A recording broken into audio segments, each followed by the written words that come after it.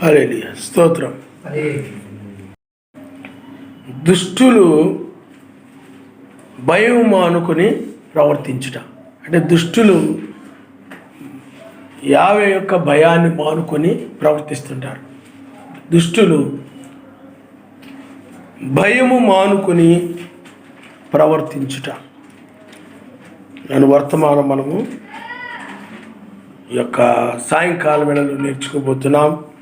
కీర్తన గ్రంథము 10వ అధ్యాయము మొదటి నుండి మనం చదువుకుందాం. యావే నీవెందుకు దూరముగా నిలుచుచున్నావు?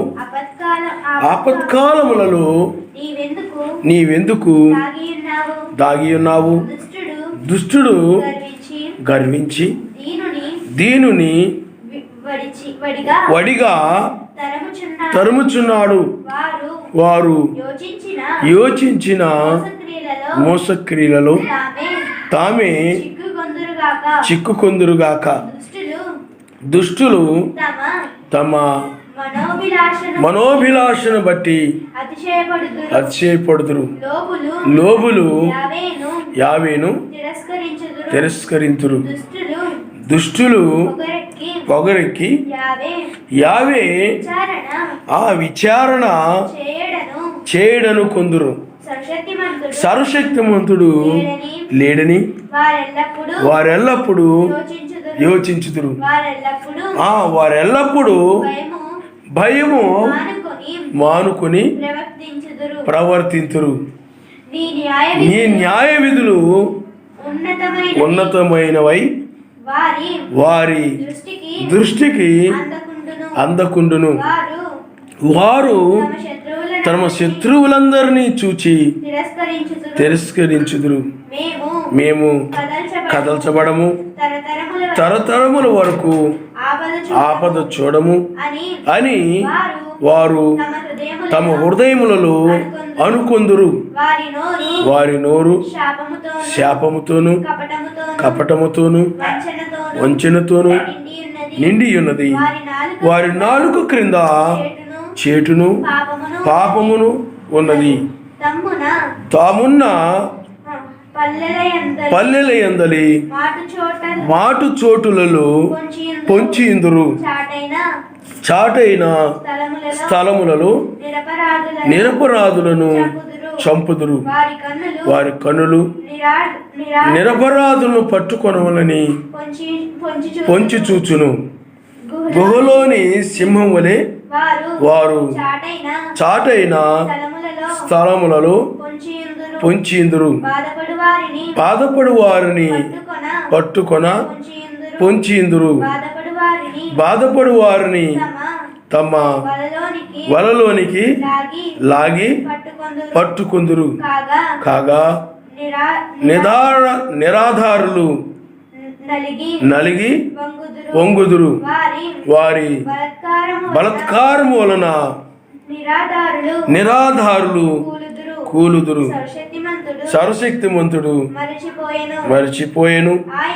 ఆయన విముఖుడై ఎప్పుడును చూడకుండును అని వారు తమ హృదయముల్లో అనుకుందురు.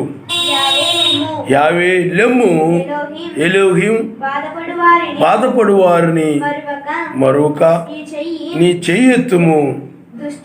దుష్టులు సర్వశక్తిమంతుణ్ణి తృణీకరించుట ఎలా? నీవు విచారణ చేయవని వారు తమ హృదయములలో అనుకునుట ఎలా? నీవు దీన్ని చూచి ఉన్నావు కదా. వారికి ప్రతీకారము చేయుటకై నీవు చేటును పగను కనిపెట్టి చూచుచున్నావు. నిరాధారులు తమ్మును నీకు అప్పగించుకొందురు. తండ్రి లేని వారికి నీవే సహాయుడవై ఉన్నావు. దుష్టుల భుజమును విరగొట్టుము. చెడ్డవారి దుష్టత్వము ఏమీ కనబడక పో వరకు దాని గురించి విచారణ చేయుము. యావే నిరంతరము రాజయ్యున్నాడు. ఆయన దేశములో నుండి అన్ని జనులు నశించిపోయిరి. యావే లోకులు ఇకను భయకారులు కాకుండానట్లు బాధపడు వారి కోరికను నీవు విని ఉన్నావు. తండ్రి లేని వారికి నలిగిన వారికి న్యాయము తీర్చుటకై నీవు వారి హృదయము స్థిరపరిచితివి, చెవియొగ్గి ఆలకించితివి. హల్లెలూయా, హల్లెలూయా.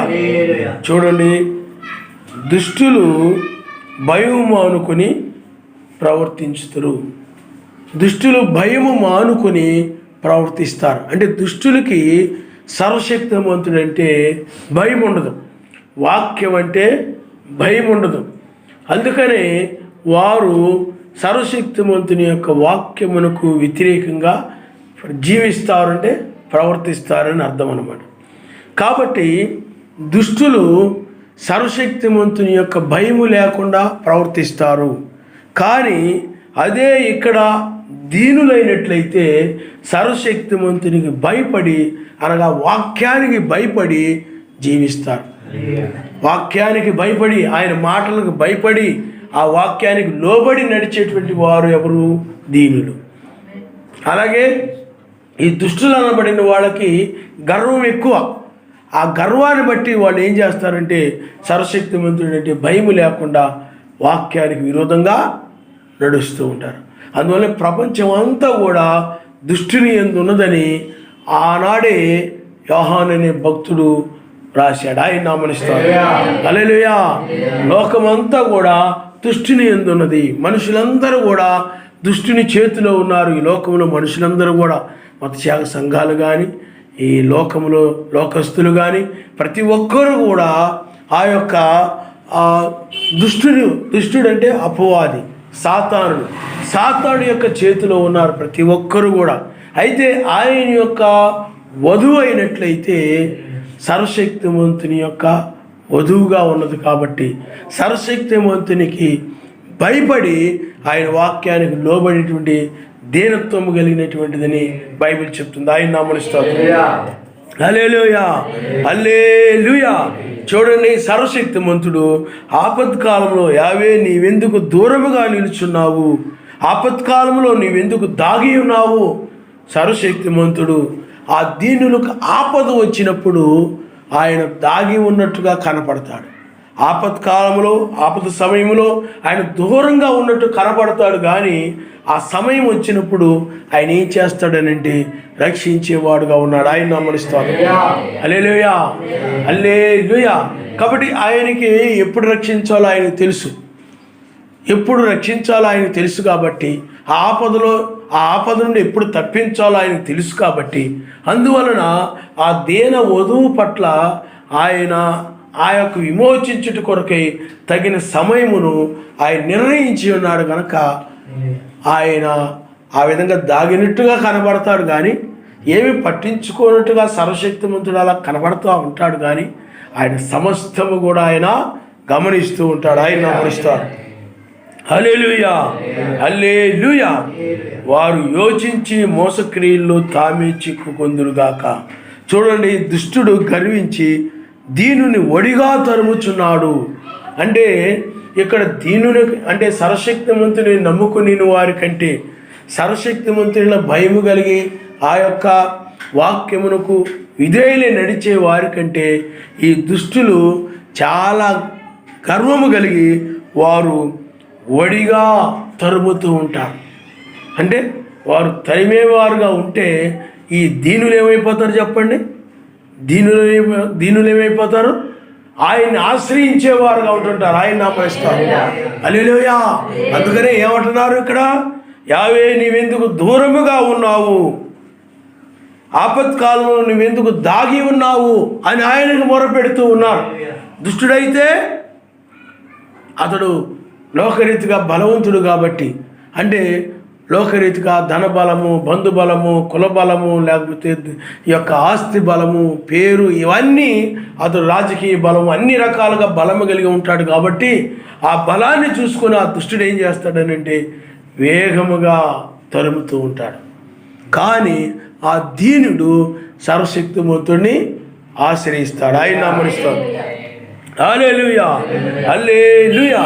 అందుకని దుష్టులు వారు యోచించిన మోసక్రియల్లో తామే చిక్కుకుందురుగాక. కాబట్టి ఆ దుష్టులు చేసే క్రియలన్నీ ఏమిటి చెప్పండి? మోసపూరితమైన క్రియలు. ఆ దుష్టుల యొక్క క్రియలు చెడ్డ క్రియలు, అవి మోసం చేసే క్రియలు. సాతాను యొక్క క్రియలన్నీ కూడా మోసం చేసేవి. ఇస్కరియోతు యోధా క్రియలన్నీ మోసపూరితమైన క్రియలు. అలాగే బైబిల్లో మనం చాలామందిని మనం చూస్తూ ఉంటాం. ఆ విధంగా దుష్టుని యొక్క క్రియలు అవి మోసం చేసే క్రియలు, మోసం చేసే పనులు. వాడు మోసం చేయడంలో చాలా తెలివిగా ఉంటాడు. ఆ మోసం చేయడంలో వాడు చాలా నేర్పరితనం కలిగి ఉంటాడు. దుష్టుడు ఎదుటి వారిని కొంప ముంచడంలో చాలా తెలివితేటలు కలిగి ఉంటాడు.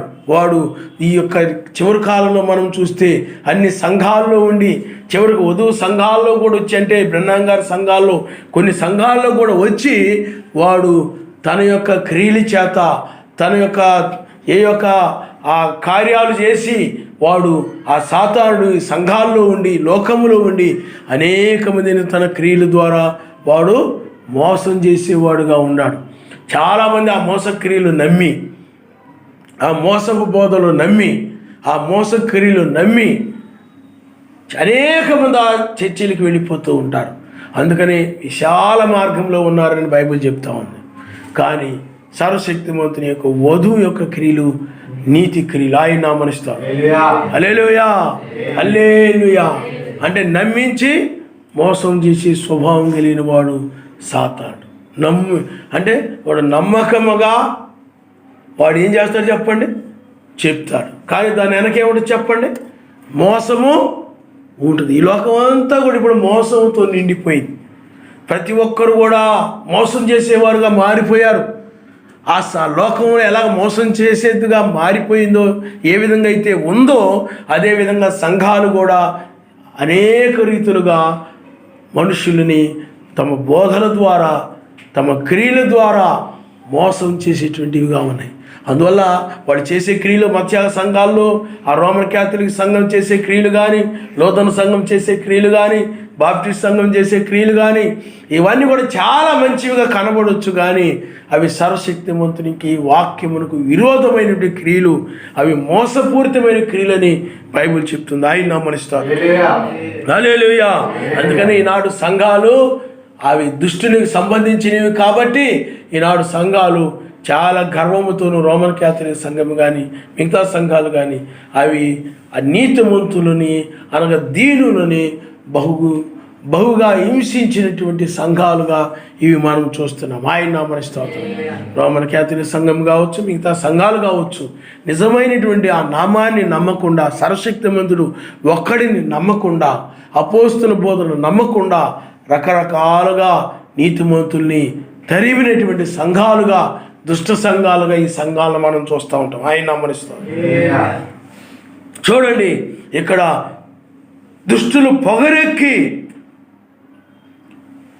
యావే విచారణ చేయడను కొందరు. పై వచ్చిన చూస్తే లోబులు యావేను తిరస్కరించరు. దుష్టులు తమ మనోభిలాషను బట్టి అతిశయపడుతూ ఉంటారు. తన మనోభిలాషను బట్టి అతిశయపడుతుంటారు. అంటే వాళ్ళ యొక్క సొంత తలంపులను బట్టి నేను చాలా తెలివైన వాడిని, నాకు అన్నీ తెలుసు అనుకొని తమ తలంపులను బట్టి అన్ని సంఘాలు కూడా అవి అతిశయపడుతూ ఉంటాయి. కానీ మనమైతే సర్వశక్తిమంతుని బట్టి అతిశయపడుతూ ఉంటాం. లోకమైనట్లయితే తమ ఆలోచనలు బట్టి, తమ జ్ఞానాన్ని బట్టి, తన మనోభిలాషలను బట్టి, తమ యొక్క కోరికలను బట్టి, తమ యొక్క ఆశలను బట్టి వీళ్ళందరూ కూడా అతిశయపడుతూ ఉంటారు. కానీ ఆయన వధువు అయినట్లయితే ఆయన బట్టి, ఆయన కలిగి ఉన్నందుకు అతిశయపడతా ఉంటుంది. మెస్సయ్యను కలిగి ఉన్నానని అతిశయపడతా ఉంటుంది. లోబులు యావేను తిరస్కరించుదురు. లోబులంటే పిసినారితనం కలిగిన వారు. మన ఆదివారం మనం తెలుసుకున్నాం. పిసినారి గొట్టంటే ఏమిటి? ఎవరికి ఏని దాన ధర్మాలు చేయకుండా అలాగా భూమి మీద కూర్చుకుంటూ ఉంటాడు. దశభాగం లేకొట్టడము, లేకపోతే ఇతరులకు ఏమైనా దాన ధర్మాలు చేయడం, వీటన్నిటిలో కూడా అంటే పరిశుద్ధుల అవసరాల్లో వీటిలో కూడా పాలు పొందకుండా అతడు ఆ డబ్బులు ఖర్చు పెట్టడానికి, అంటే డబ్బులు ఖర్చు పెట్టడానికి అతను ఏమవుతుంటాడు చెప్పండి, పిసినివారుగా ఉంటాడనమాట. లోబులు ఆయన రాజ్యాన్ని ప్రవేశించనున్నది బైబిల్లో. కాబట్టి ఈ లోబి సర్వశక్తిమంతుడిని తిరస్కరిస్తారు అని. అంటే పిసినార్తనం కలిగిన వాళ్ళు ఏం చేస్తారు చెప్పండి, సర్వశక్తిమంతుడి యొక్క వాక్యమును తిరస్కరిస్తారు. కాబట్టి చూడండి, దుష్టులు పొగరెక్కి యావే విచారణ చేయడనుకుందురు, సర్వశక్తిమంతుడు లేడని వారు ఎల్లప్పుడూ కూడా యోచించుతూ ఉంటారు. వాళ్ళు అనుకుంటారు సర్వశక్తిమంతుడు మేము ఏం చేసినా ఆయనే విచారించడు, ఆయన లేడు అని వాళ్ళు వాళ్ళ ఇష్ట ప్రకారంగా జీవిస్తూ ఉంటారు, వాళ్ళ ఇష్ట ప్రకారంగా ప్రవర్తిస్తూ ఉంటారు, అనేక పాపాలు చేస్తూ ఉంటారు.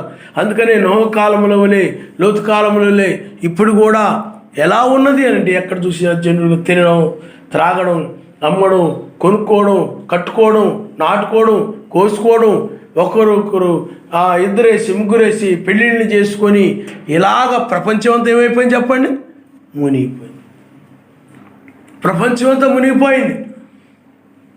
అందువల్ల ఈనాడు దుష్టులు పొగరెక్కి యావే విచారణ చేయడు అని అనుకుంటుంటారు. అంటే ఈ లోకమును మేము ఏం చేసినా కానీ, ఎలా చేసినా కానీ, ఏ విధంగా జీవించినప్పటికీ కూడా, ఏ విధంగా నడిచినప్పటికీ కూడా, అంటే పాపము చేస్తూ ఏ విధంగా ఉన్నప్పటికీ కూడా ఆ సర్వశక్తిమంతుడు లేడు, ఏమీ లేడు, తీర్పు లేదు, ఏమీ లేదు, జడ్జిమెంట్ లేదు, ఏమీ లేదు. ఏదో ఎక్కడి నుండి వచ్చాము, ఎక్కడికి వెళ్ళిపోతున్నాము, ఎవరు చూశారు?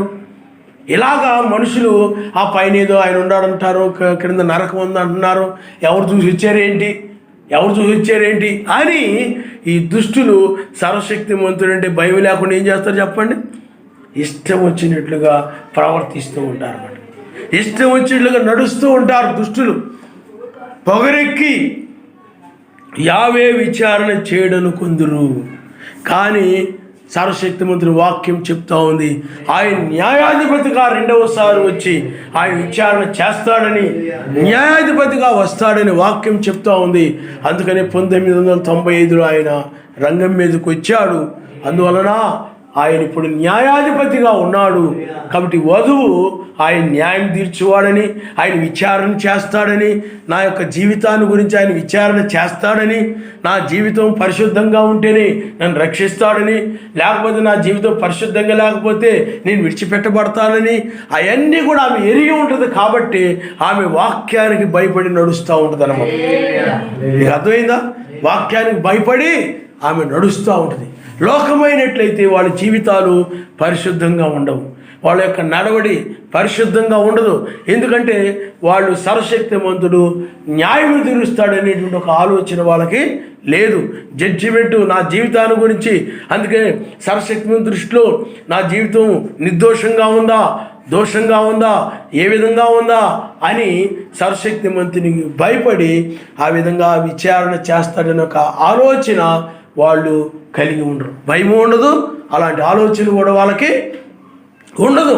అందుకనే వాళ్ళు విచ్చలవిడిగా జీవిస్తూ ఉంటారు, కట్టుబాట్లు లేకుండా జీవిస్తూ ఉంటారు. అంటే సర్వశక్తిమంతునికి విధేయత లేకుండా జీవిస్తూ ఉంటారు. అంటే వాళ్ళ ఇష్టం వచ్చినట్లుగా, వాళ్ళ ఆలోచన ప్రకారము, వాళ్ళ యొక్క తలంపుల ప్రకారము, వాళ్ళ యొక్క మనోభిలాషను బట్టి వాళ్ళ ఇష్ట ప్రకారముగా వాళ్ళు జీవిస్తూ ఉంటారు. అందుకని ప్రపంచంలో మనుషులు ఎవరిష్టం వచ్చినట్టు వాళ్ళు నడుస్తున్నారు.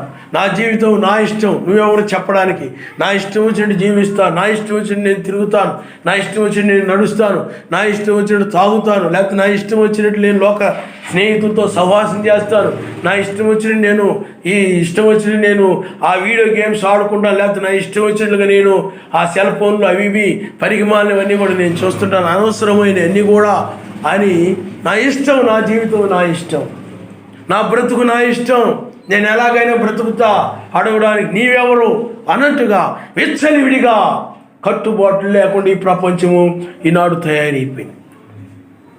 ఇప్పుడు ఆయన న్యాయాధిపతిగా ఆయన ఉన్నాడు. ఇలాంటి ప్రజలని, ఆయనేమి విచారణ చేయడానికి అనుకునేటువంటి ప్రజలని నాశనం చేయుట కొరకు ఆయన రంగం మీదకి వచ్చాడు. ఆయన నామనిస్తారు. హల్లెలూయా, హల్లెలూయా. నన్ను ఎవరు గమనించడం లేదే, నన్ను ఎవరు ఏమి చూడడం లేదులే, నన్ను ఎవరు చూడడం లేదులే అని లోకం అనుకుంటూ ఉంటుంది. ఎవరు పట్టించుకోవట్లేదే, నా ఇష్టము, ఆయనే నన్ను నేను ఎలా చేసినా కానీ నన్ను అడిగేవారు ఎవరు, విచారించేవారు ఎవరు, ఆయన లెక్క అడుగుతాడనే విషయం లోకానికి. నన్నేమి ఎవరు లెక్క అడుగుతారేంటి, మత్స్య సంఘాలు కూడా నన్ను ఎవరు లెక్క అడుగుతారేంటి. మనం ప్రతి దానికి కూడా ఆయన లెక్క చూసే సమయం ఇది. ఆయన నామనిస్తారు. హల్లెలూయా. నీ జీవితం ఆయన వాక్యానికి ఖచ్చితంగా సరిపోతే ఆ లెక్కకు ఖచ్చితంగా సరిపోయినట్టు. నీ జీవితం కనుక వాక్యానికి సరిగా లేకపోతే ఆ లెక్క కనుక వాక్యానికి సరిగా లేదు కాబట్టి ఆ లెక్కకి నీ జీవితం సరిగా లేనట్టే. కాబట్టి ఎవరి జీవితం అయితే తెల్లవారుజామున అనగా వేకువ నక్షత్రముగా ఆయన వచ్చి వాని క్రియలు చొప్పున ఇప్పుడు ప్రతిఫలము ఇస్తూ ఉన్నప్పుడు ఎవరి జీవితాన్ని అయితే వాక్యమును ఒకవైపు ఉంచి ఒకవైపు నిన్ను పెట్టినప్పుడు నీవు ఆ వాక్యం ఖచ్చితంగా సరిపోవాలి. ఆ విధంగా లెక్క చూస్తున్నాడు ఇప్పుడు ఆయన. లెక్క చూసే కాలంలో మనం ఉన్నాం. అందుకనే దానియేలు లెక్క చూసినప్పుడు, ఆ యొక్క దుష్టులను లెక్క చూసినప్పుడు, దానియేలు లెక్క చూసినప్పుడు దానియేలుని అతడు వాక్యానికి ఖచ్చితంగా సరిపోయాడు, నిర్దోషిగా కనబడ్డాడు. ఇటు వాక్యం ఉంది, ఇతడు దానియేలు కూర్చోబెట్టినప్పుడు ఆ వాక్యముతో దానియేలు చూసినప్పుడు ఆ దానియేలు వాక్యమంతటిని కూడా అనుసరించి నిర్దోషిగా కనబడతా ఉన్నాడు. ఆ లెక్కలో ఖచ్చితంగా సరిపోయాడు కనుక దానియేలుని ఆయన రక్షించాడు. ఆయన నామనిస్తారు. హల్లెలూయా, హల్లెలూయా. అందుకనే కనికరము గలవారు కనికరం పొందుతారు, కనికరము లేని వారు కనికరము లేని తీర్పు పొందుతారని వాక్యం చెప్తా ఉంది. ఇప్పుడు నీవు కనికరము కలిగిన వ్యక్తిగా నీవు ఉండాలి. అంటే పాపుల మీద నువ్వు కనికరపడి పాపులు తగ్గట్టుగా నువ్వు నడవడం కాదు, సర్వశక్తిమంతుని వాక్య ప్రకారంగా నువ్వు నడవాలి. ఆయన నామనిస్తాడు. హల్లెలూయా, హల్లెలూయా. కనికరము లేని లోకాన్ని, దీనుల్ని వడివడిగా తరుముతూ ఆ యొక్క హింసించినటువంటి లోకాన్ని ఆయన తీర్పు తీర్చు నిమిత్తమై ఆయన రంగం మీదకి వచ్చాడు. ఆయన నామనిస్తాడు. హల్లెలూయా, హల్లెలూయా. వారెల్లప్పుడూ భయం మానుకొని ప్రవర్తిస్తారు. భయం లేని వ్యక్తి జీవితం ఏ విధంగా ఉంటుంది? సర్వశక్తిమంతుడు అంటే భయం లేనటువంటి వ్యక్తి యొక్క జీవితము గర్వముతోనూ ఆ యొక్క దీనుల్ని తరమడములోను ఈ యొక్క పొగరుతోనూ సర్వశక్తిమంతుడు విచారణ చేస్తాడనే ఆ భయము లేకుండా ఆ విధమైన జీవితాన్ని జీవిస్తూ ఉంటాడు. విచ్చలవిడిగా జీవిస్తూ ఉంటాడు, తన ఇష్ట ప్రకారంగా నడుస్తూ ఉంటాడు. అతడు దుష్టుడని బైబిల్ చెప్తుంది. దుష్టుడంటే సాతాను యొక్క పిల్లలు. అంటే పాపం చేసే ప్రతి ఒక్కడు కూడా పాపానికి దాసుడై ఉన్నాడు కాబట్టి వాళ్ళందరూ కూడా సాతాను యొక్క పిల్లలే. సాతాను పిల్లలు వాక్యమునకు లోబడరు. వాక్యం అంటే వాళ్ళకి ఇష్టం ఉండదు, వాక్యం అంటే వాళ్ళకి భయం ఉండదు, వాక్యం పట్ల వాళ్ళకి ఆసక్తి ఉండదు, ప్రార్థన పట్ల వాళ్ళకి ఆసక్తి ఉండదు. ఎందుకని? వాళ్ళు అసలు సర్వశక్తిమంతుడు విచారణ చేస్తాడని కానీ, సర్వశక్తిమంతుడు అంటే భయం కానీ ఇవేమి వాళ్ళకి లేవు. కారణం ఏంటంటే వాళ్ళు సర్వశక్తిమంతుని యొక్క సంతానము కారు. సర్వశక్తిమంతుని యొక్క పిల్లలే సర్వశక్తిమంతుడు అంటే భయపడతారు. నీవు కూడా సర్వశక్తిమంతుడు అంటే భయపడుతున్నావని అంటే నువ్వు సర్వశక్తిమంతుడు కుమార్తె అయినట్టు లెక్క. కానీ వాక్యం అంటే నీకు భయం లేదని అంటే ఆ భయం లేకుండా, వాక్యం అంటే భయం లేకుండా జీవించేవాడు సాతాను యొక్క సంతానము. కాబట్టి అందుకని ఆ దుష్టులు భయము మాని, ఒకప్పుడు భయము కలిగి ఉండేవారు కానీ ఆ భయాన్ని మానుకొని ప్రవర్తిస్తారు, భయం లేకుండా జీవిస్తారు. ఆనాడు పరిసయ్యులు చూడండి, సద్దూకయ్యులు చూడండి, సర్ప సంతానం అని సాతాను యొక్క సంతానముగా ఉన్నారు. అబ్రాహాము సంతానమే కానీ సాతాను సంతానముగా ఉన్నారు. కానీ వాళ్ళు ఏమాత్రము కూడా ఆయన మెస్సయ్యను, నిర్దోషి అయినటువంటి ఏ పాపం లేనటువంటి ఆ మెస్సయ్యను చంపుడు నిమిత్తమై వాళ్ళ ఏమాత్రము కూడా సిలివేయాల్సిందే అని ఆ మాట పలకడం విషయంలో ఏమాత్రం భయపడ్డవాడు. వాక్యం అంటే భయం లేదు వాళ్ళకి, వాక్యం అంటే భయం లేదు. ఆ వాక్యం అంటే భయం లేని వారు వాళ్ళ ఇష్టం వచ్చినట్లు నడుస్తారు, భయం మానుకొని ప్రవర్తిస్తారు. నీ న్యాయ విధులు ఉన్నతమైనవి, వారి దృష్టికి అందకుండును. దుష్టులకి ఆయన యొక్క న్యాయ విధులు, ఆయన వాక్యము చాలా ఉన్నతమైనది. ఎందుకంటే వాక్యమును బట్టే ఆయన తీర్పు తీరుస్తాడు, వాక్యమును బట్టే తీర్పు తీరుస్తాడు. కాబట్టి ఈ దుష్టులకి ఆయన యొక్క న్యాయ విధులు, ఉన్నతమైన న్యాయ విధులు వారికి అవి అందకుండా ఉండును, వారికి అందకుండా ఉంటాయి. ఈనాడు వాని క్రియలు చొప్పున ప్రతిఫలం ఇచ్చుటకు ఆయన వచ్చాడు. వచ్చినప్పుడు ఆ ప్రతిఫలం ఆ దుష్టులకు అందదు. దుష్టులు దేని పొందుకుంటారో ఆ యొక్క ఉగ్రతను పొందుకుంటారు. ఈ ప్రతిఫలాన్ని ఎవరు పొందుతారో ఆయన రాజ్యాన్ని ప్రతిఫలంగా ఇస్తున్నాడు. ఆయన ఆ రాజ్యాన్ని ఆ ప్రతిఫలంగా ఎవరు పొందుకుంటారు అని అంటే ఆ యొక్క సర్వశక్తి మంత్రుల భయభక్తులు కలిగిన వారు మాత్రమే పొందుకుంటారు. మిగతా వారు పొందుకోలేరు. మిగతా వారు ఉగ్రతను పొందుకుంటారు. ఎందుకంటే వాళ్ళకి సర్వశక్తి మంత్రుడు అంటే భయం లేదు. సర్వశక్తి మంత్రుడు అంటే భయం కలిగిన వారు మాత్రమే. అందుకని సర్వశక్తి మంత్రుల భయం కలిగి వాక్యానికి లోబడిన వారికి ప్రతిఫలాన్ని ఆయన రాజ్యముగా ఇస్తూ ఉంటే, అమర్త్యమైన దాన్ని ఇస్తూ ఉంటే, అలాగే దుష్టులకు ప్రతిఫలముగా ఆయన ఉగ్రతని అంటే నాశనం చేస్తాడు, నిత్య శిక్షణ వేస్తాడు. అంటే నరకాన్ని వాడు ప్రతిఫలంగా పొందుకుంటారు. ఇప్పుడు వాళ్ళకి బాగానే ఉంటుంది, లోకంలో బాగానే ఉంటుంది. మేము బాగా ఆశీర్వదించబడ్డాము, మా వల్ల బలవంతులు ఎవరు లేరు, మాకున్న డబ్బు ఎవరికి లేదు, మాకు బోల్డు స్థలాలు ఉన్నాయి, బోల్డు ఉద్యోగాలు ఉన్నాయి, మంచి మంచి పదవుల్లో ఉన్నాము, మాకు అన్నీ బాగున్నాయి, మాకు ఈ బలం ఉంది, ఆ బలం ఉంది, మాకు ఏమీ పర్వాలేదు అంటే లోకాన్ని వాళ్ళు ఆధారం చేసుకుని, ధనాన్ని ఆధారం చేసుకుని, బంధువులను ఆధారం చేసుకుని, ఆస్తులను ఆధారం చేసుకుని, ఈ విధంగా జ్ఞానాన్ని తమ స్వబుద్ధిని ఆధారం చేసుకుని ఈ విధంగా ఉంటారు. కాబట్టి వీరు ఎక్కడికి పోతారు? ఉగ్రతలోకి వెళ్ళిపోతారు, నిత్య శిక్షను పొందుకుంటారు, నరకాన్ని పొందుకుంటారు, ఆరని అగ్నిలోకి వెళ్ళిపోతారు. చూడండి, వారికి ఆ ప్రతిఫలం అందకుండును, వారు తమ శత్రువులందరినీ చూసి తిరస్కరింతురు.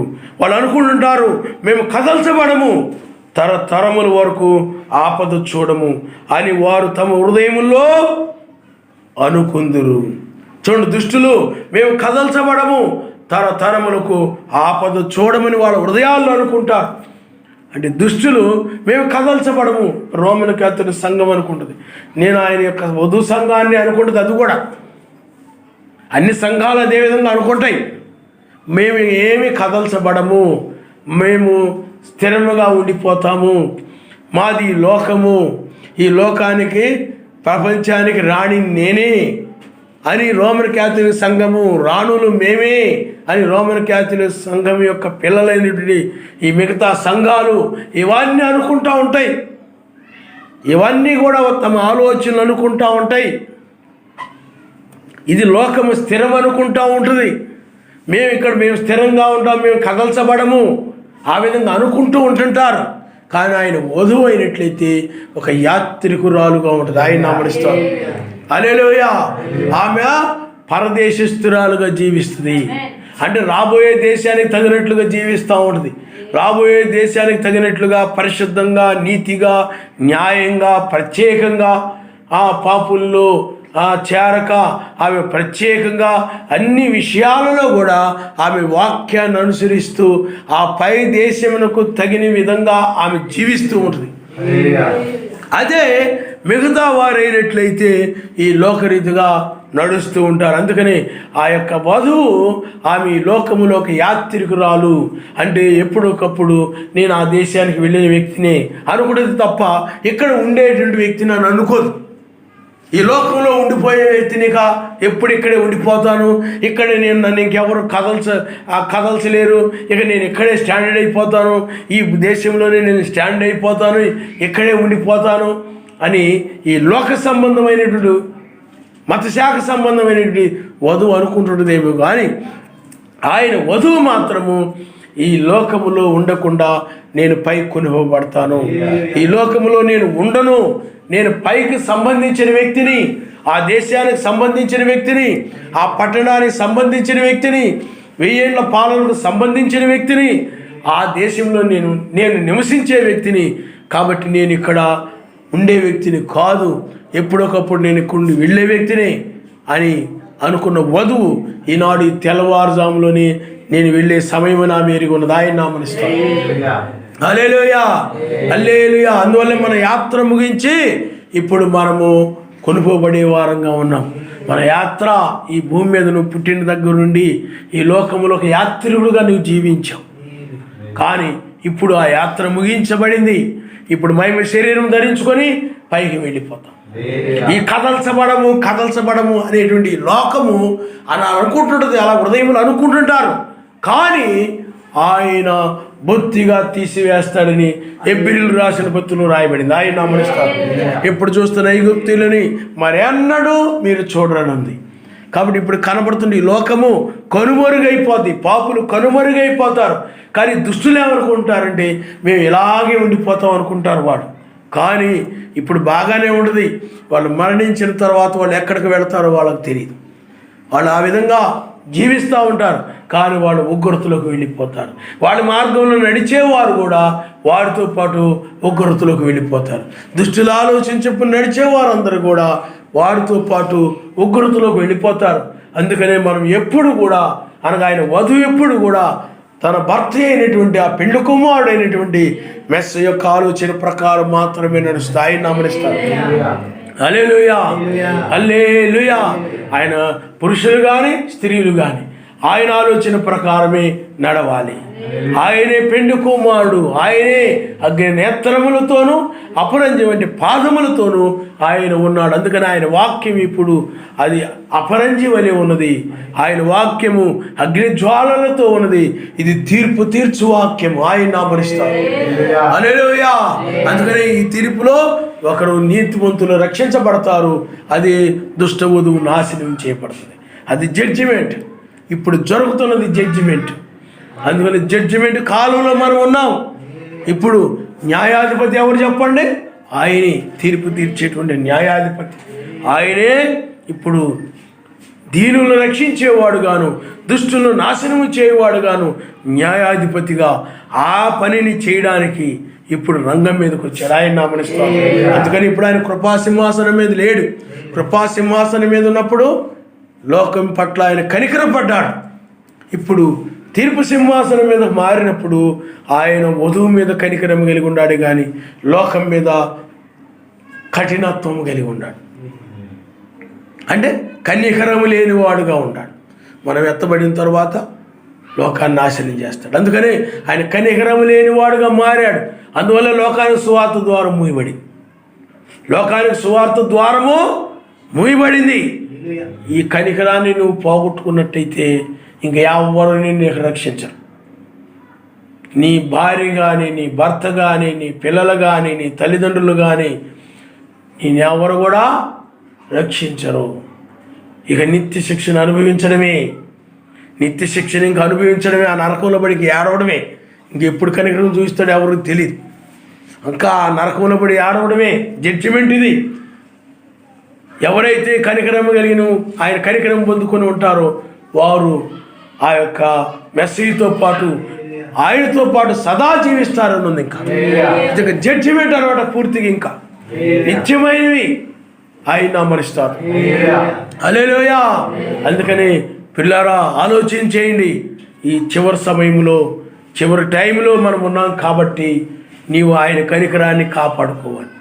ఆయన నీ మీద చూపిస్తున్న కనికరాన్ని త్రోసివేసి నీవు లోక సంబంధమైన వాటిని ఆశించి లోక సంబంధమైన వారిని ఆశించి వారితో పాటు నువ్వు వెళ్ళి వారి కార్యాల్లో పాలు పొందుతూ లోకస్తుల వల్ల నువ్వు జీవించినట్లయితే ఆ కనికరం నీ మీద నుండి అనగా ఆ కరుణ అనేటువంటిది నీ మీద నుండి ఆయనకు తొలగిపోతుంది. అప్పుడు నీ ఉగ్రతలో పడిపోతావు. అందుకని ఆయన కనికరము ఆ యొక్క లోతుని బయటికి తీసుకొచ్చింది. ఆయన హల్లెలూయా. కానీ లోతు భార్య ఏం చేసింది చెప్పండి? వెనక్కి తిరిగింది. ఎందుకు తిరిగింది? ఆమెకు వాటి మీద మోజు, లోకం మీద, లోక సంబంధమైన వాటి మీద, తను కలిగి ఉన్న వాటి మీద, తన వాటి మీద ఆమెకు మోజు పోల. ఆమె వాటి మీద ప్రేమ కలిగి ఉంది. అందువలనే ఆమె ఏమైపోయింది? వెనక్కి తిరిగి ఉప్పు స్తంభం అయిపోయింది. అంటే ఆమె కనికరాన్ని త్రోసిపుచ్చేసింది. సర్వశక్తిమంతుడు కనికరం చూయించాడు, కానీ ఆమె లోక సంబంధమైన వాటిని ఆశించి కనికరాన్ని త్రోసేసినందువల్ల ఆమె శాపాన్ని పొందుకున్నాను. ఉగ్రతలోకి వెళ్ళిపోయింది. అంటే ఉగ్రతలోకి వెళ్ళిపోవడం అంటే ఉప్పుస్తంభం అయిపోయింది. అది సర్వశక్తిమంతుడు ఉగ్రతే. అది కూడా ఉప్పుస్తంభం అయిపోవడం అన్న ఉగ్రతే, వాళ్ళు కాల్చివేయబడ్డం అన్న కూడా ఉగ్రతే. కాబట్టి పిల్లారా, ఆ కనికరము ఈనాడు చాలామంది పోగొట్టుకున్నారు. ప్రపంచంలో దుర్బోధంలోకి వెళ్ళిపోయి లోక సంబంధం వాటి మీదకి వెళ్ళిపోయి ఇలాగా ఆయన కనికరాన్ని పోగొట్టుకున్నారు. కానీ ఆ యొక్క సెకండ్ కమింగ్లో ఆయన తను వధువు మీద మాత్రమే కనికరం కలిగి ఉన్నాడు తప్ప లోకం మీద ఆయన కనికరము కలిగి లేడు. కాబట్టి పిల్లారా, అందువలన మేము కదల్చబడము అనుకుని వాళ్ళు అనుకుంటుంటారు. వారి నోరు శాపముతోనూ కపటముతోనూ వంచనతోనూ అంటే మోసముతోనూ నిండి ఉన్నది. వారి నాలుక కింద చేటును పాపమును ఉన్నది. వారి నాలుక అంత భయంకరమైనది. అందుకని మనుషుల యొక్క నాలుక, ఈనాడు మనుషుల యొక్క నాలుక, చాలామంది అంటారు ఇది నరమలేని నాలుక అనేది అంటుంటారు. అది ఇటు పడితే అటు, ఇటు పడితే అటు, ఏ విధంగా పడితే అటు అది తిరిగిపోయి ఇష్టం వచ్చినట్లుగా మాట్లాడేటువంటి నాలుక. కానీ ఆ నాలుకలో ఏమున్నదనంటే శాపముతోనూ నిండి ఉన్నది. ఆ నాలుక ఎలా ఉందంట? శాపముతో నిండి ఉందంట. ఆ తర్వాత ఆ యొక్క కపటముతో ఉందంట నాలుక. అంటే పైకి హృదయంలో ఒకటి ఉంచుకొని పైకి ఒకటి మాట్లాడు. వంచనతోనూ మోసముతో నిండి ఉంది. ఏదోలో సాతాను ఉన్నాడు. వాడంతే, వాడు స్వభావం అంతే. అవ్వ అది నిజమైన ప్రేమ అనుకుంది. నిజముగా ఆదాము కంటే ఈ సర్పము చాలా బాగా మంచి ప్రేమ కలిగింది అని అనుకుంది అవ్వ. కానీ వాడి ఆలోచనలో ఉన్నటువంటి ఆ మోసాన్ని, ఆ యొక్క తంత్రాలని, ఆ కపటాన్ని ఆమె గ్రహించలేకపోయింది. పైకి మంచి ప్రేమ కలిగిన వాడుగా కనబడుతూ ఉన్నాడు. ఎవరు? ఆ యొక్క సాతానుడు, ఆ సర్పము. అవ్వ అనుకుంది అది నిజమైనది అనుకుంది. మీకు అర్థమైందా? కానీ వాడు కపటము, పైకి మంచిగా కనబడుతున్నాడు కానీ, పైకి తీయగా మాట్లాడుతున్నాడు కానీ మోసం ఉంది. వాడు హృదయము చెడు ఆలోచనలతో కూడింది. అందువలన అవేం చేసిందనంటే చక్కగా నమ్మేసింది. సర్వశక్తిమంతుని కంటే కూడా, ఆ మెస్సయ్య కంటే కూడా ఈ సర్పం మాటలే, మెస్సయ్య మాటల కంటే, సర్వశక్తిమంతుని మాటల కంటే చక్కగా ఈ సర్పం యొక్క మాటలు చక్కగా తీయగా చాలా బాగా ఉన్నాయి అన్నమాట ఈ అవ్వకి. అందుకని అవేం చేసిందనంటే వాడి మాటలు నమ్మి ఏమైపోయింది చెప్పండి?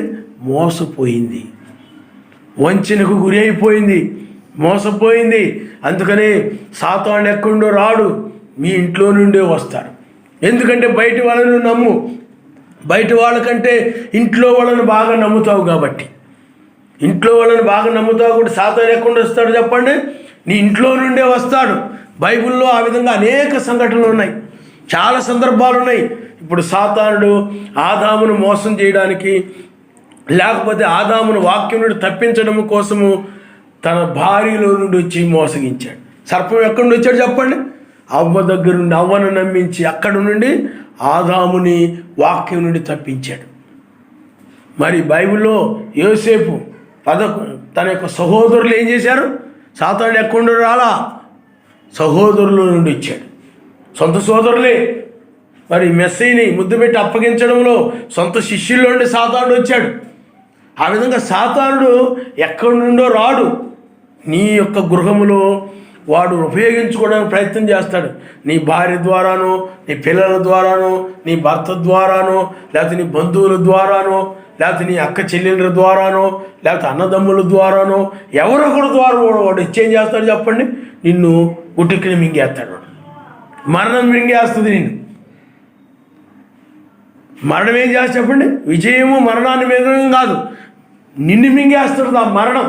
అందువలన మనుషులు ఏమనుకుంటారంటే ఈ శరీరాన్ని బట్టి నా వాళ్ళు అనుకొని వాళ్ళ మాటలు విని చక్కగా ఏమైపోతారంటే వాక్యానికి అవిధేయత చూయించి ఆ యొక్క మరణం చేత మరణం అనగా సాతానుడి వాడి చేత వేయబడుతూ ఉంటారు. అందువలన ఆ నాలుక మరణము మరణకరమైన విషముతో ఉంటుందన్నమాట ఈ నాలుక. అందువలన ఆ నాలుక ద్వారా సాతానుడు ఏం చేస్తాడు? మోసగించేవాడుగా ఉన్నాడు. అందువల్ల ఈనాడు దుష్టులు ఎక్కడున్నారంటే, సాతానుడు ఎక్కడున్నాడు చెప్పండి? ఆ దుష్టుడు వాడు నీ బంధువుల ద్వారా కానీ, నీ ఇంట్లో వారి ద్వారా కానీ ఏ విధంగా అయినా వాడు పడగొట్టడానికి నిన్ను ప్రయత్నం చేస్తూ ఉంటాడు. వాడు ప్రయత్నం చేసి వాడు ఏం చేస్తాడంటే, వాడు ఎక్కడికి ఉంటాడో అక్కడికే తీసుకెళ్ళిపోతాడు నిన్ను కూడా. వాడు ఎక్కడికి వెళ్ళిపోతాడు? నిత్య శిక్షలోకి వెళ్ళిపోతాడు. వాడితో పాటు వాడి యొక్క ఆ సాతానుని అనుసరించిన వారు కూడా, వాడి మాటలు నమ్మి మోసపోయిన వారు అందరూ కూడా వాడితో పాటు అక్కడికి అగ్నిలోకి తులసివేయబడతారు. చాలా భయంకరమైన పరిస్థితి ఉంటుంది. ఇప్పుడు నీకు బాగానే ఉండొచ్చు, చక్కగానే ఉండొచ్చు, తర్వాత తెలుస్తుంది. అందువలన ప్రియులారా, ఈనాడు మేము కదల్చబడమని ఆయన చెప్పుకునేటువంటి ఆ దుష్టులు వారి నాలుక క్రింద ఏమని చెప్పండి? విషమున్నది, పాపమున్నది. వాళ్ళ మాటలని కూడా వాక్య వ్యతిరేకమైన మాటలే, పాపం మాటలే. వాక్యానికి వ్యతిరేకంగా మాట్లాడి ఏ మాట అయినా కూడా అది పాపం యొక్క మాటే. నీ నోట వచ్చే మాట అది ఏమిటండి? ఆజ్ఞను అతిక్రమింపజేసేదిగా ఉన్నట్టయితే అది పాపం మాటే. ఏదోలో అవ్వ దగ్గరికి వచ్చి ఆ సర్పం ఏమంటున్నాడు చెప్పండి? ఏమి తిన్నా ఏం కాదు, మీరు ఆ దూతల వలె ఉంటారు, ఇలా ఉంటారు, అలా ఉంటారు అని సాతానుడు చక్కగా చెప్పాడు. కానీ వాక్యానికి వ్యతిరేకంగా చెప్పాడు. అంటే వాక్యాన్ని మీరించేలాగా చేశాడు, వాక్యాన్ని తప్పించేలాగా చేశాడు. ఆమెను తన కట్టుబాటులోకి తీసుకొని ఏం చేశాడు చెప్పండి? ఆ తినకూడనటువంటి ఫలమును తినేలాగా చేశాడు. అందువల్ల సాతానుడు నీ గృహంలో నుండి, నీ భర్త రూపంలోనూ ఇంకో రూపంలోనూ వచ్చేసి వాడు ఏం చేస్తాడు చెప్పండి? నిన్ను మింగేస్తుంటాడు. నువ్వేమనుకుంటావు అంటే, నా భర్తే కదా, నా భార్య కదా, నా వాళ్ళే కదా, నా బంధువులే కదా, నా వాళ్ళే కదా అని నువ్వు అనుకుంటుంటావు. కానీ వాళ్ళని ఉపయోగించుకొని నిన్ను వాడు మోసం చేస్తూ ఉంటాడు వాడు. అందువల్ల సాతానుడు ఎక్కడో ఉండడం, వాడు నీ ఇంట్లోకి ఏదో ఒక రూపం నీ వారి ద్వారానే వాడు వచ్చి వాడు ఏం చేస్తాడు? వాడి కార్యాలు వాడు నెరవేరుస్తుంటాడు, నీ చేత చేయిస్తాడు వాడి కార్యాలు. అందుకని మెస్సీయ శిష్యుల్లో ఆ యొక్క ఇస్కరియోతు యోధాను ఉపయోగించుకొని యోధా చేతే తన కార్యాన్ని జరిగించుకున్నాడు సాతానుడు. ఆ విధంగా వాక్య వ్యతిరేకమైన కార్యాలని సాతానుడు నీ యొక్క భర్త ద్వారా, పిల్లల ద్వారానో, భార్య ద్వారానో, ఎవరొకరి ద్వారా వాడు అలాగ ప్రేరేపించేసి వాడు ఉపయోగించుకొని వాక్యాన్ని తప్పించుతాడు. అందువలన దుష్టులు అపవాది యొక్క మాటలలో, మోసములో ఏమండి అవన్నీ కలిగి ఉండి నీతిమంతుల్ని వాళ్ళు ఏం చేస్తారు? వాక్యముని తప్పిస్తూ ఉంటారు.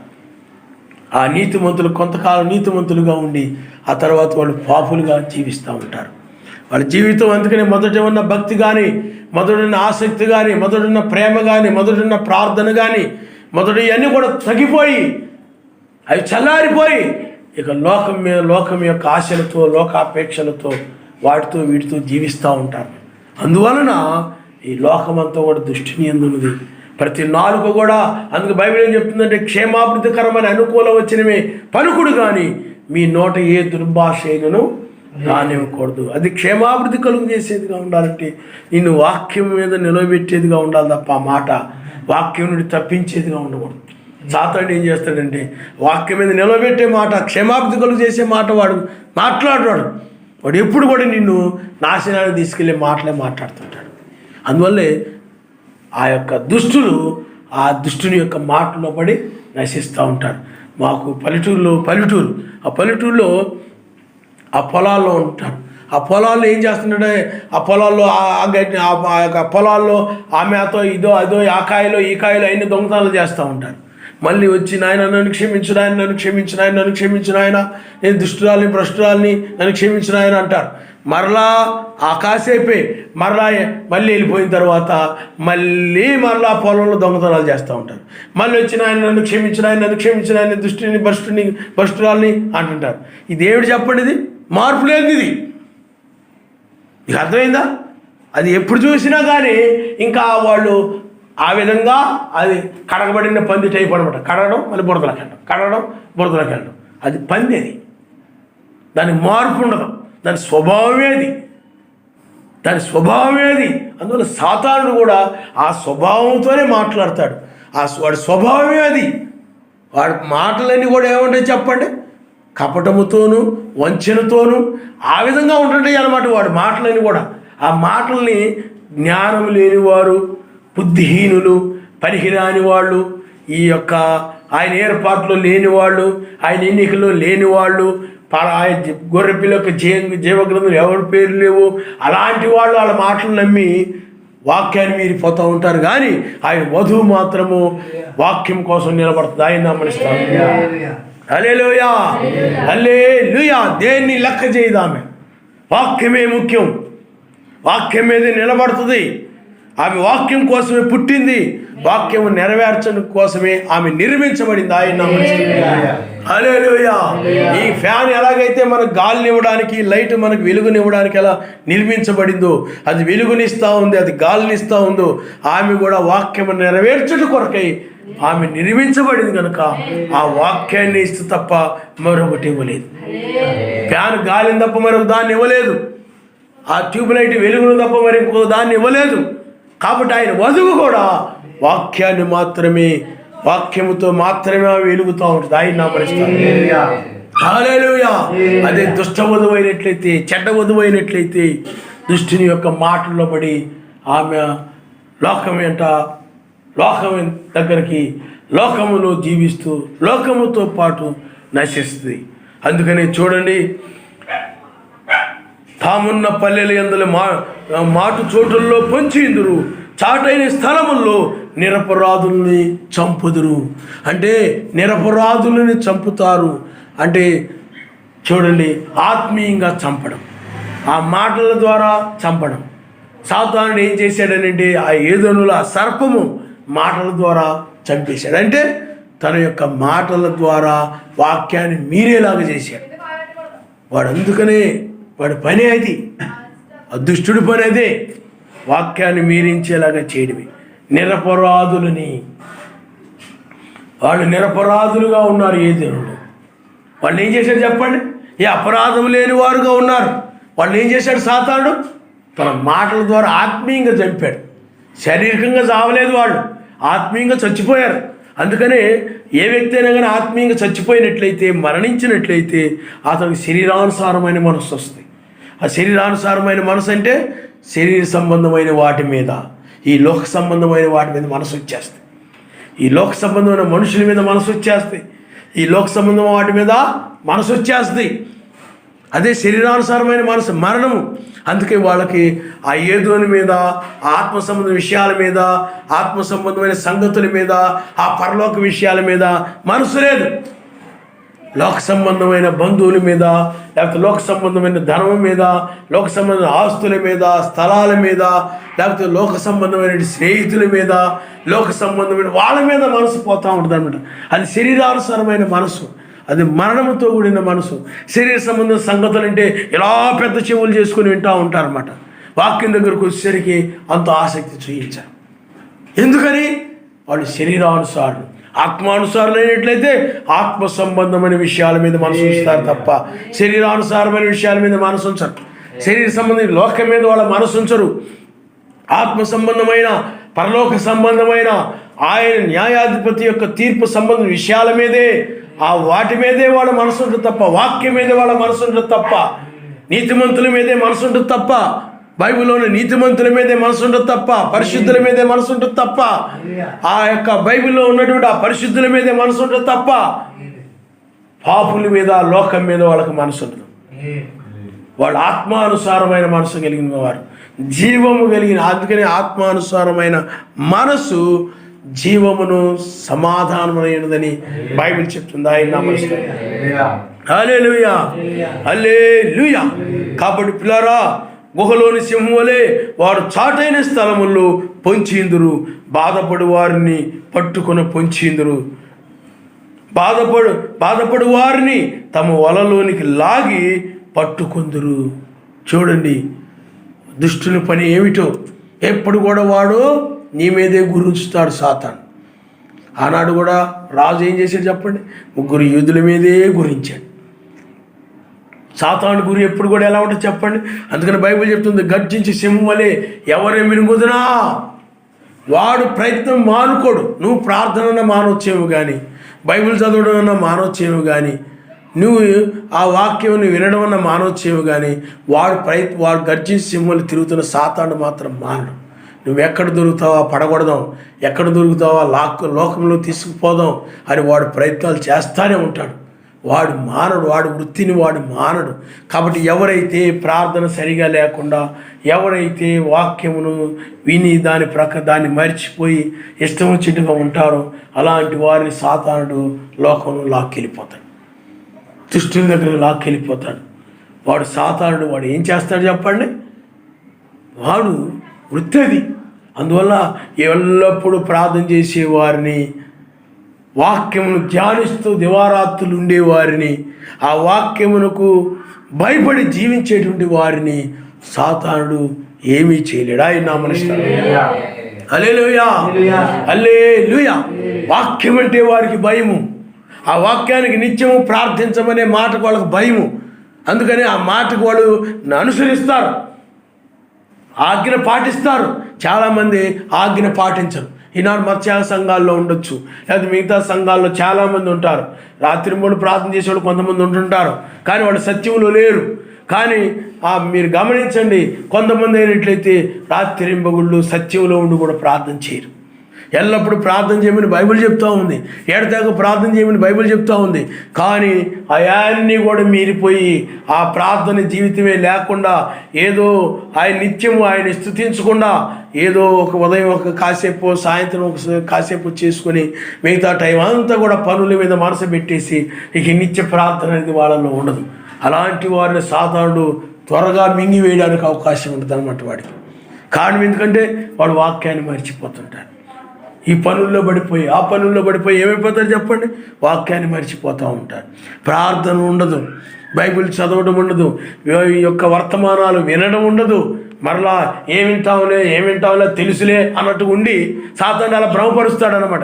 నీకు తెలుసులే, విన్నావు కదా, ఇంకేం వింటావులే అని వాడు ఏం చేస్తుంటాడంటే ఆ వాక్యాన్ని ఒకసారి విన్న తర్వాత సరిపోద్దులే అనుకుంటాడు. కానీ పరిశుద్ధాత్మ మనలో ఉన్నప్పుడు పదే పదే పదే పదే అదే వర్తమానాన్ని వినాలనిపిస్తాం, ఆయన నామనిస్తాం.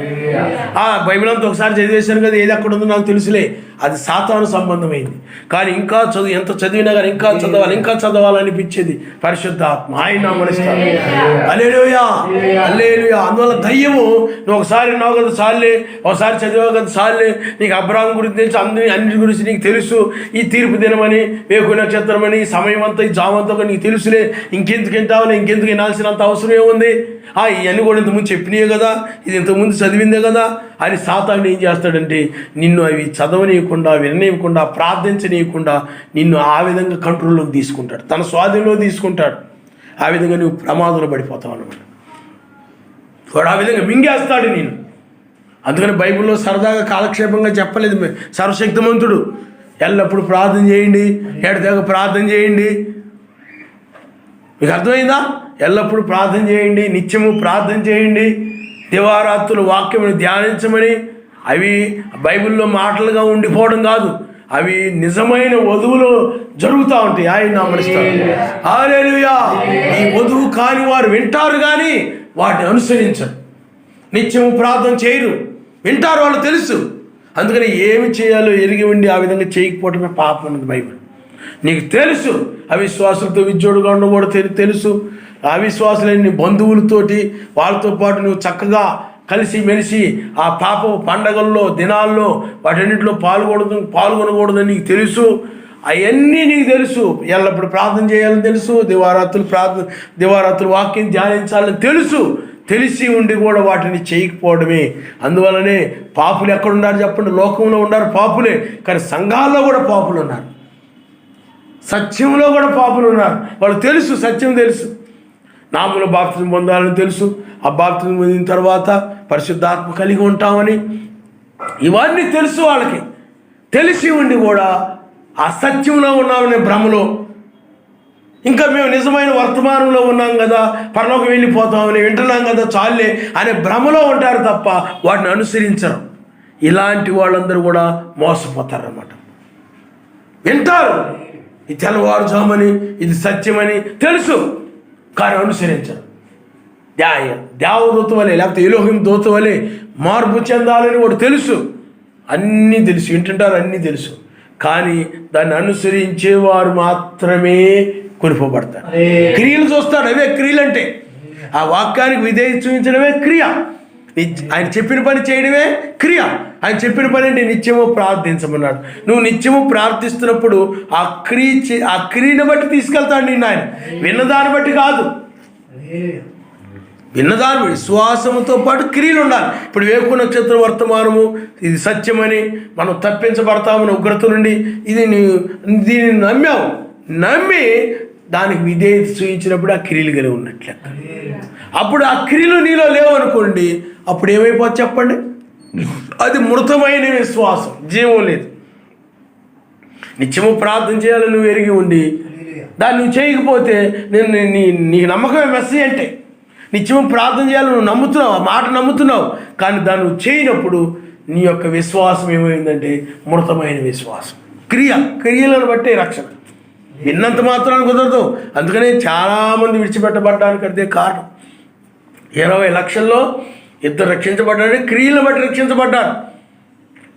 క్రియలను బట్టి రక్షించబడ్డారు. ప్రతి కాలంలో ఇజ్రాయిల్ అందరిలో లేకపోతే లోతు కానీ ఆ కాలంలో కొద్దిమంది రక్షించబడ్డారంటే క్రియలను బట్టి. చాలామందికి తెలుసు, మెసేజ్ గురించి తెలుసు, అవన్నీ తెలుసు, కానీ క్రియలు లేవు. అంటే దాన్ని అనుసరించడమే క్రియ. దాన్ని అనుసరించడమే క్రియ. ఆ క్రియలను బట్టి తీసుకెళ్తాడు. అందువల్ల చాలామందికి ఆ క్రియలు లేవు. వినేవారు వాక్యము అవిశ్వాసంతో విజ్జోడుగా ఉండకూడదు అని బైబిల్ చెప్తుంది, కానీ ఆ వాక్యం వింటున్నారు, చక్కగా విశ్వాసులతో పాటు విజ్జోడుగా ఉంటున్నారు. ఇదిగో మీరు ఆ వాక్య వ్యతిరేకమైన దినాలు, లేకపోతే ఆ పండుగలు, ఆ సంవత్సరాలు, లేకపోతే ఆ పెళ్ళిళ్ళని ఈ పెళ్ళిళ్ళని వాక్య వ్యతిరేకమైన వాటిని, ఆ యొక్క పలహారాలని అవన్నీ కూడా భుజిస్తూ చాలామంది ఇవన్నీ తెలుసు, కానీ చక్కగా దినాలకి ఆ పలహారాలు పూజించడం వాటిలో వీటిలో ఉంటారు. కానీ ఏమైపోతుంది చెప్పండి? అక్కడ క్రియలు లేని విశ్వాసం అవుతుంది. తెలుసు, కానీ నువ్వు వాటిని నెరవేరుస్తున్నావు. అవి నెరవేర్చడం ద్వారా అపవిత్రమైనటువంటి క్రియలతోనే ఉంటున్నావు అన్నమాట. అపవిత్రమైన జీవితాన్ని కలిగి ఉంటున్నావు. కాబట్టి ఇలాంటి వాళ్ళందరూ కూడా ప్రమాదంలో పడిపోతారు, విడిచిపెట్టబడతారు. అందువలన పిల్లరా, ఆయన చిత్తమైతే క్రియలు లేని మృతమైన విశ్వాసం అనే దాని గురించి నేర్చుకుందాం తర్వాత ఆయన చిత్తమైతే. కాబట్టి పిల్లరా ఆలోచన చేయండి. అందువలన క్రియలను బట్టి రక్షించబడతారు. తర్వాత చూడండి ఆయన ఏం చెప్తున్నాడు. కాగా నిరపరాధులు నలిగి వంగుదురు, వారి బలత్కారం వలన నిరాధారులు కూలుతారు. సర్వశక్తిమంతుడు మరిచిపోయాను, ఆయన విముఖుడై ఎప్పుడును చూడకుండును అని వారు తమ హృదయంలో అనుకుంటా ఉంటారు. చూడండి, చాలామంది ఏమనుకుంటారంటే పాప క్రియలు అవన్నీ కూడా చేసేసి ఆయన మర్చిపోయాడులే, ఆయన విముఖుడై ఉన్నాడులే, ఆయన ఏమి చూడరులే. ఈ లోకంలో మనుషులు చాలామంది అనుకుంటూ ఉంటారు, మీరు కూడా అనుకుంటూ ఉండొచ్చు. కానీ ఆయన పిల్లరా ఆ ఒప్పుకునేది కనుక ఆయన సన్నిధిలో సరిగ్గా లేకపోతే ఆయన మర్చిపోడు. మీకు అర్థమైందా? ఒప్పుకునేది క్లారిటీగా ఉండాలి. ఏమి చేశావో, ఎలా ఉన్నావో, ఏ విధంగా నడిచావో, ఏమి చేశావో అవన్నీ కూడా ఆయన సన్నిధిన నువ్వు ఒప్పుకునే వ్యక్తిగా ఉండాలి. ఆయన నా మనుషుల విషయంలో కూడా అంతే. ఆ బ్రదరు అలా ఆయన అంటే అది నువ్వు ఒప్పుకున్నట్టు అవ్వదు, నంగినట్టు. నేను పలానప్పుడు ఇలాగ అన్నాను బ్రదరు, పలానప్పుడు నీ విషయం నేను ఇలాగ అభ్యంతరపడ్డా, ఎప్పుడు ఏ విధంగా అన్నావో అది నీకు గుర్తున్నది నువ్వు చెప్పాలి. చెప్పకుండా పలానప్పుడు ఇలా అన్నాను బ్రదరు, అలా అనుకున్నాను బ్రదరు అని క్షమించండి బ్రదర్ అంటే క్లారిటీ లేదు, స్పష్టత లేదు.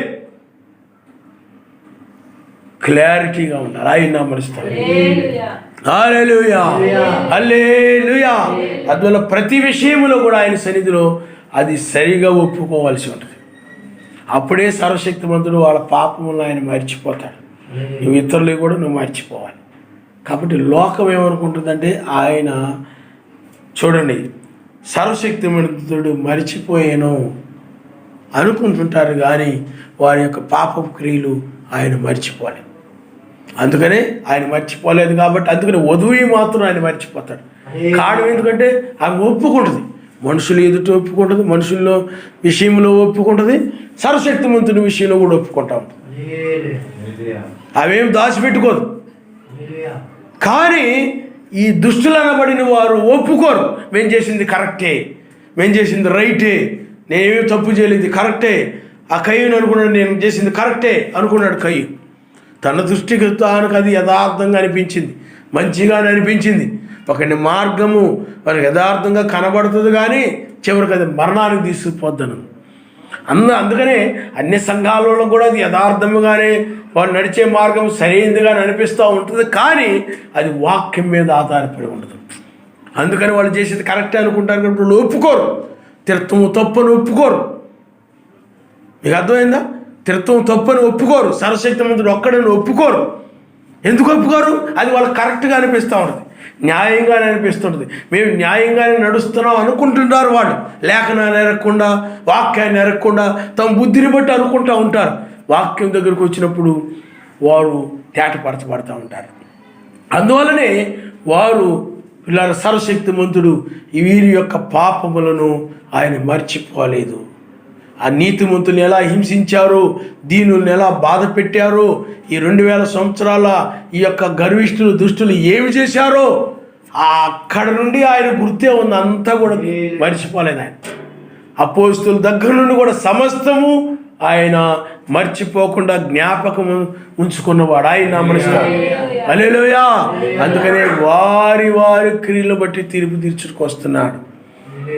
అంటే నీ క్రియలు ఆయనకి తెలుసు, వారి క్రియలు ఆయనకి తెలుసు. అందుకనే నీ మంచి క్రియలను బట్టి, నీతి క్రియలను బట్టి నిన్ను రక్షిస్తాడు. దుష్ట క్రియలను బట్టి వారిని నాశనం చేస్తాడు. అందువల్ల నీ నీతి క్రియలు ఆయనకు తెలుసు, దుష్టుల యొక్క క్రియలు కూడా ఆయనకు తెలుసు. నీ నీతి క్రియలు ఆయన ఎలాగ మర్చిపోలేదు, నీ పాపాన్ని ఆయన మర్చిపోయాడు, కానీ నీ నీతి క్రియలు ఆయన మర్చిపోలేదు. అలాగే దుష్టుల యొక్క పాప క్రియలు ఆయన మర్చిపోలేదు. అందుకని నీ నీతి క్రియలను బట్టి తెల్లవారుజామున రక్షించేవాడుగాను, పాపుల యొక్క ఆ దుష్ట క్రియలను బట్టి నాశనం చేయవాడుగాను ఆయన ఉన్నాడు. ఆయన నమస్కారం. హల్లెలూయా, హల్లెలూయా. కాబట్టి యావే లెమ్ము, ఎలోహిం బాధపడు వారిని మరువక నీ చెయ్యెత్తుము. దుష్టులు సర్వశక్తిమంతుని తృణీకరించుట ఎలా? నీవు విచారణ చేయవని వారు తమ ఆలోచనలో అనుకున్నటి ఎలా? నీవు దీన్ని చూచి ఉన్నావు కదా, వారికి ప్రతీకారము చేయుటకై నీవు చేటును పగను కనిపెట్టుచున్నావు. నిరాధారులు తమ్మును నీకు అప్పగించుకుందురు. ఆయన నామమున స్తోత్రం. హల్లెలూయా. ఈనాడు మనం ఆయనకు అప్పగించుకుంటూ ఉన్నాం. ఆయనకు అప్పగించుకున్నామంటే ఏమిటి చెప్పండి? ప్రాణానికి కూడా మనం వెనకడుగు వేయం. ఆయన నామమున స్తోత్రం. హల్లెలూయా. అప్పగించుకున్న వారు వాక్యం కోసం అలా నిలబడతారు. అపోస్తులు ఆ విధంగా నిలబడ్డారు, ఆయనకు అప్పగించుకున్నారు. మెసేజ్ చూడండి, ఆయన అప్పగించుకున్నాడు. వాళ్ళు ఆయన అప్పగించుకున్నాడు కాబట్టి ఆయన ముళ్ళ కిరీటం పెట్టారు, కొడ దెబ్బలతో కొట్టారు, రకరకాల హింసించారు, వాక్యం వాటన్ని కూడా ఆయన అనుభవించాడు. కాబట్టి ఈ చివరి కాలంలో కూడా నీవు ఆ యొక్క పెండ్లి కుమారుడికి నీవు అప్పగించుకోవాలి. ఆయన నామమున స్తోత్రం. వాక్యానికి అప్పగించుకోవని ఆ యొక్క వాక్యం ఏమి చెప్తుంది దాని ప్రకారము నువ్వు నడవాలి. ఆయన నామమున స్తోత్రం. హల్లెలూయా, హల్లెలూయా. అందుకని వాక్యానికి అప్పగించబడిన వారు, వాక్యానికి అప్పగించుకుని వారు ఇంకా దాని ప్రకారమే నడుస్తారు తప్ప మరొక విధంగా నడవరు, లోకరీతిగా నడవరు.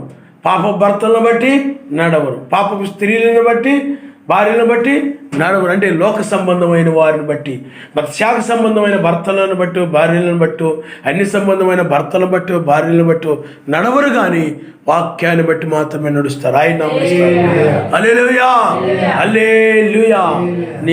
కాబట్టి పిల్లారా, ఆలోచన చేయండి. అయితే ఆయన పగ తీర్చుకునేవాడుగా ఉన్నాడు. ప్రతీకారం చేయుటగా ఇప్పుడు ఆయన వచ్చాడు. ప్రతీకారం చేసేవాడుగా ఉన్నాడు ఆయన. అంటే అందుకని బైబిల్ ఏం చెప్తుందంటే కీడుకు ప్రతి కీడు మీరు చేయక, ఎవరైనా మీకు కీడు చేసినా కానీ ప్రతిగా కీడు చేయకూడదు. మీ గురించి ఎవరైనా కీడుగా మాట్లాడినా నువ్వు మంచిగానే మాట్లాడాలి. కీడుకు ప్రతి కీడు నువ్వు చేయకుండా ఏం చేయాలి చెప్పండి?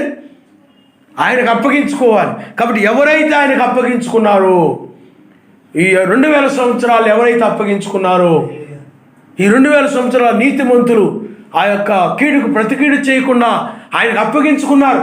వాళ్ళు మృతి నొందారు. ఇప్పుడు సజీవులుగా మనం ఉన్నాం, మనం కూడా అదే చేస్తున్నాం.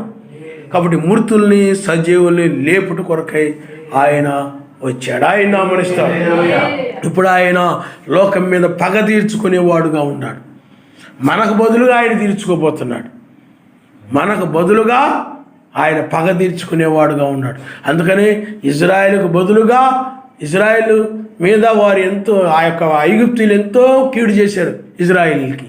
అయినప్పటికీ కూడా వారు ఆ యొక్క ఐగుప్తీయులకి ఏ కీడు చేయకుండా ఆ విధంగా ఉండిపోయారు. కానీ సర్వశక్తిమంతుడే ఆ యొక్క ఇజ్రాయేల్ పక్షం నిలిచి ఐగుప్తీయులకు కీడు చేశాడు. ఆయన ఎర్ర సముద్రం నాశనం చేశాడు.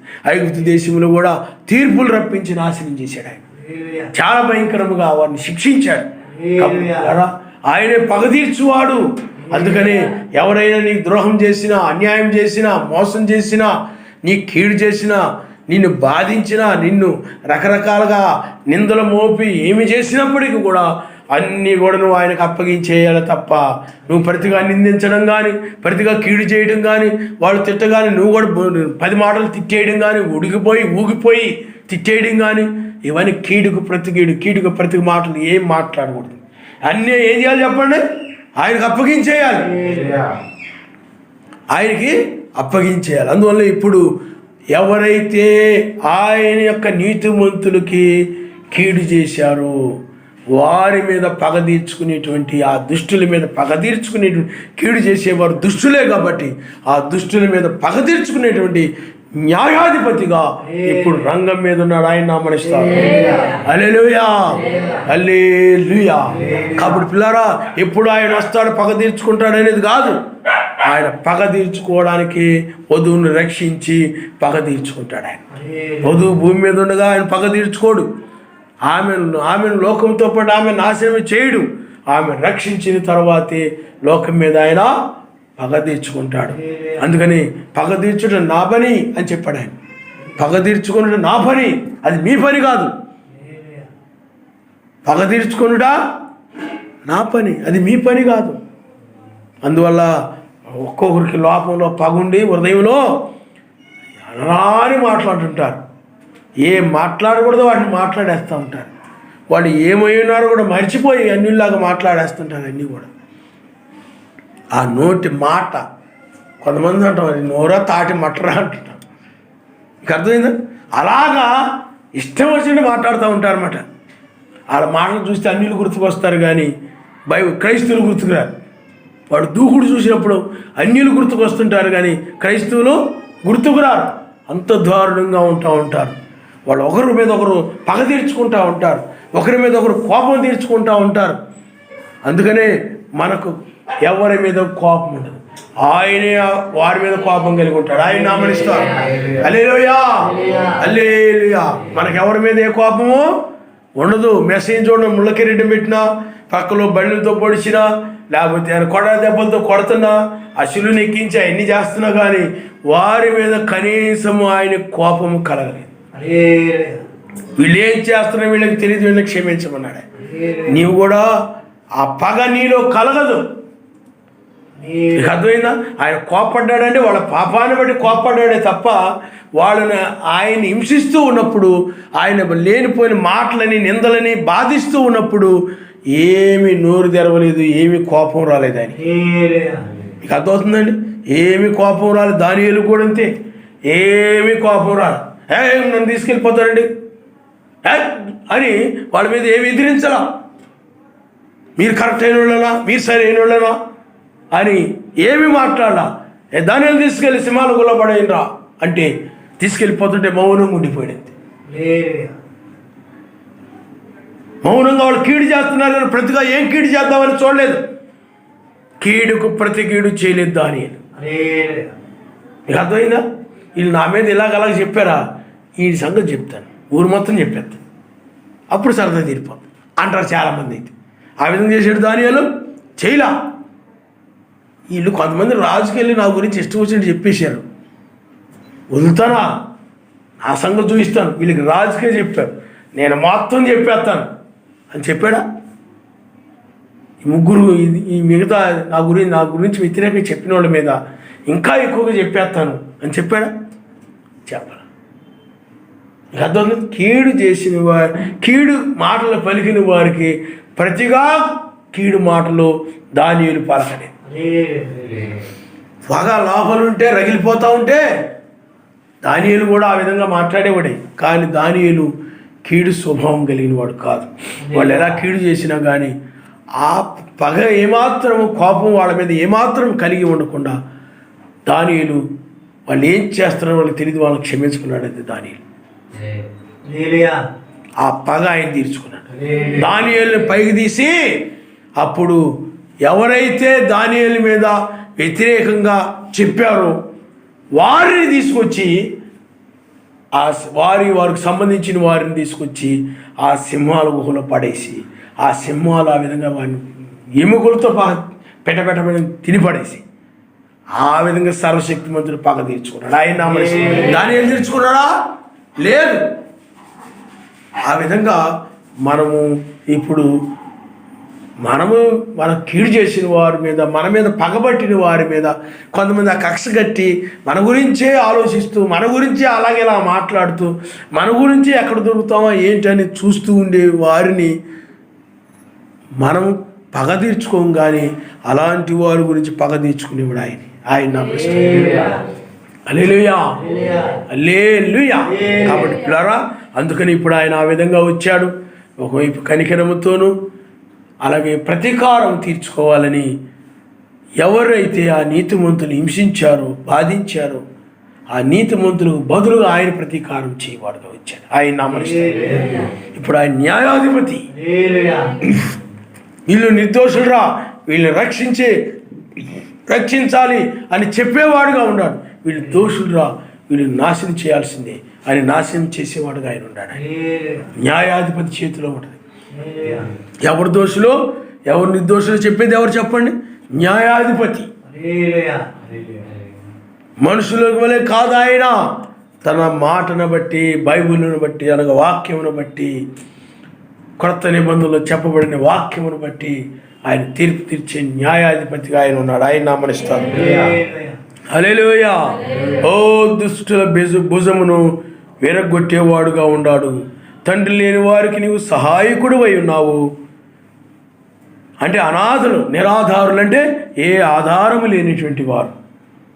అంటే తండ్రి లేని వారు అంటే తండ్రి ఇంటికి ఆధారం కాబట్టి ఆ తండ్రి లేనటువంటి వారు అంటే దాని అర్థం ఏమిటంటే ఏ ఆధారం లేనటువంటి వారు, దిక్కు లేని వారు, అనాథలుగా ఉన్నటువంటి వారు, ఏ ఆధారం లేనటువంటి వారు.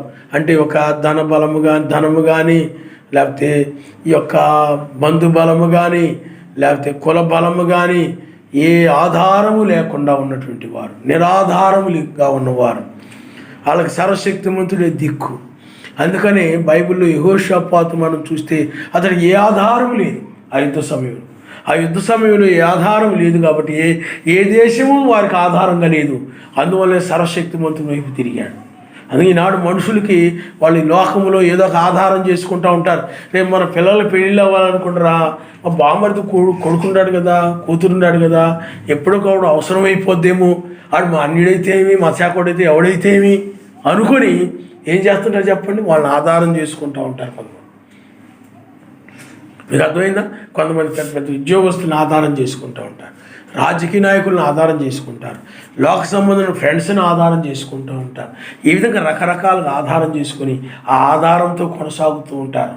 కానీ ఆయన వధువు ఆ భూమిలో లోకం సంబంధమైన ఏ ఆధారము లేకుండా ఆమె నిరాధారముగా ఉంటుంది. ఆయన హల్లెలూయా. ఆ ఒక విధంగా చెప్పాలంటే బైబిల్లో చెప్పబడిన రీతిగా ఆ యొక్క విధవురాలు వలె ఉంటుంది అన్నమాట.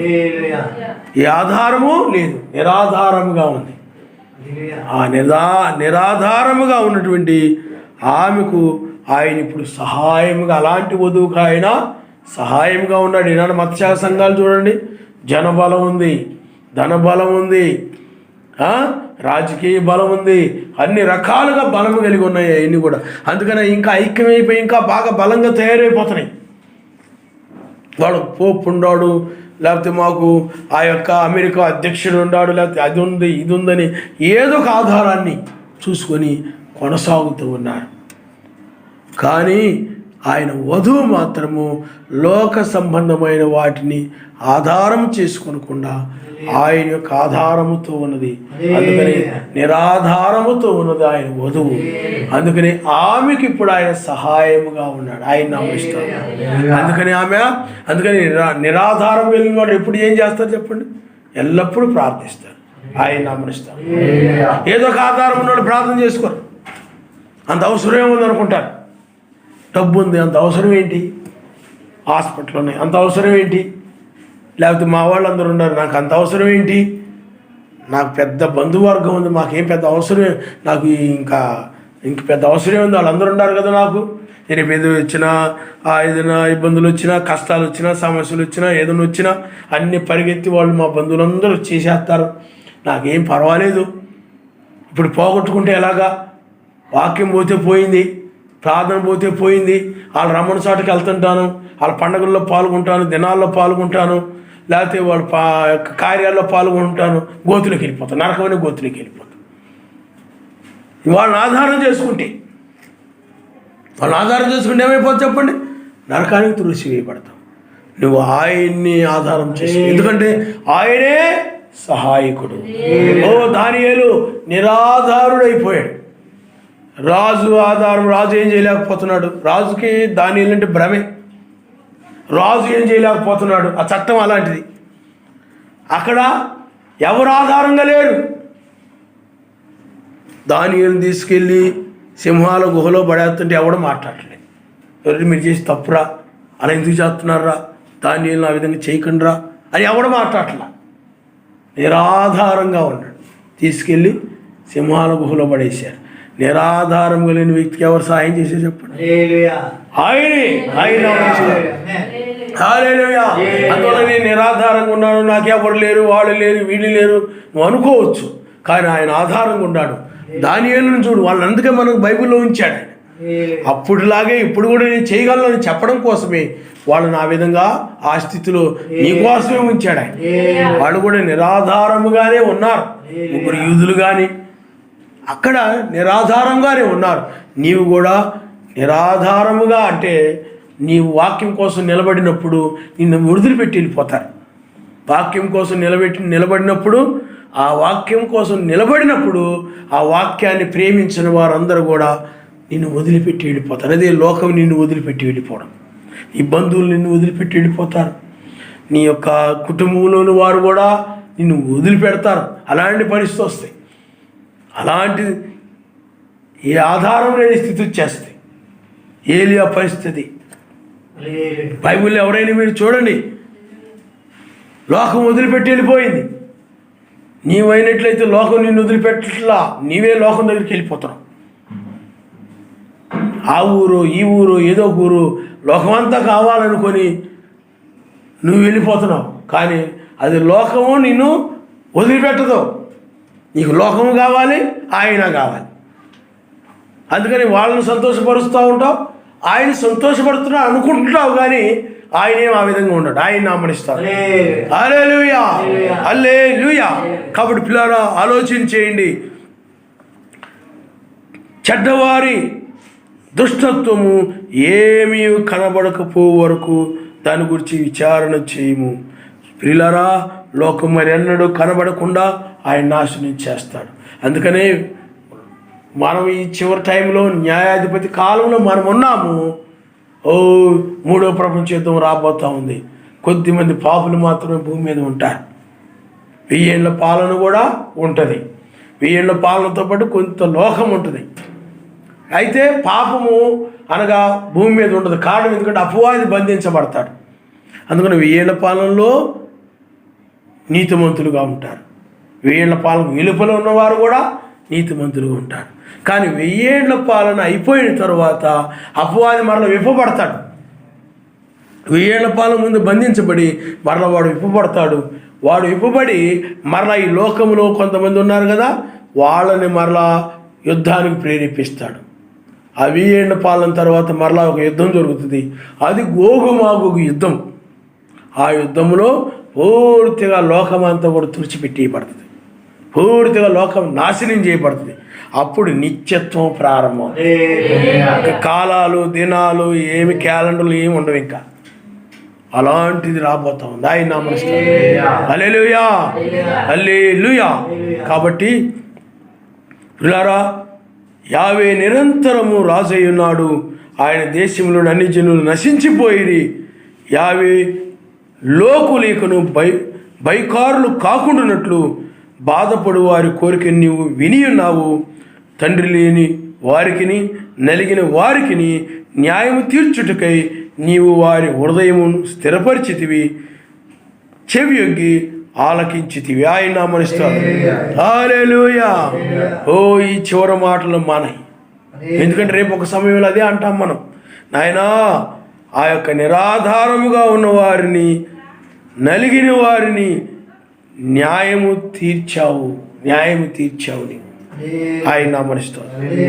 మా హృదయాలు నీ యందు స్థిరపరిచావు, చెవియొగ్గి ఆలకించావు మా ప్రార్థన. ఆయన నామమునిస్తాడు. మాకు న్యాయం తీర్చావు. అందుకని ఆయన వధువు యొక్క హృదయము ఆయన మీదే స్థిరంగా ఉంటుంది. మనసు గాలికి చెదరగొట్టబడినట్టు ఉండదు.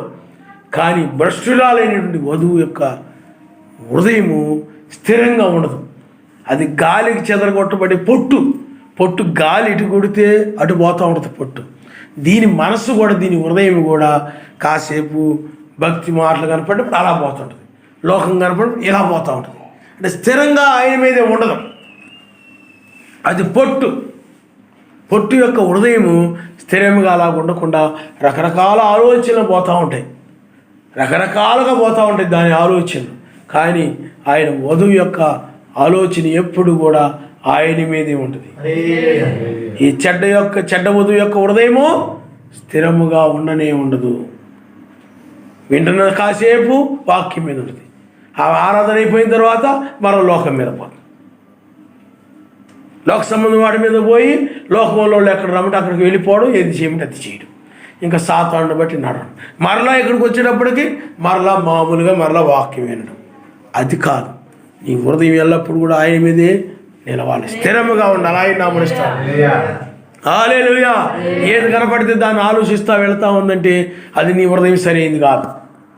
ఆయన గురించే ఆలోచించు. ఆయన గురించే హృదయం నిండిన దాన్ని బట్టి నోరు మాట్లాడుతూ ఉంటుంది.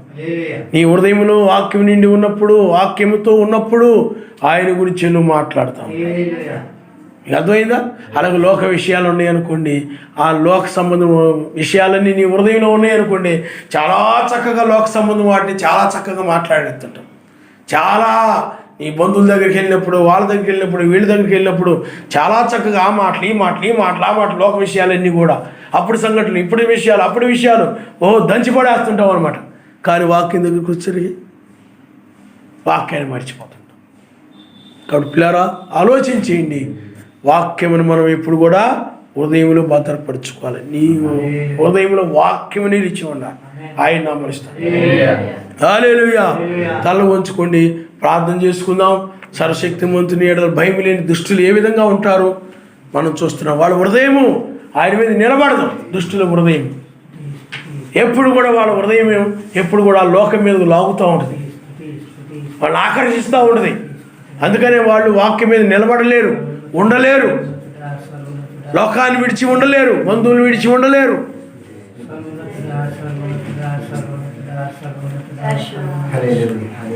నువ్వెలా ఉంటున్నావు, నీ జీవితం ఎలా ఉన్నదో. హల్లెలూయా, హల్లెలూయా, హల్లెలూయా, హల్లెలూయా.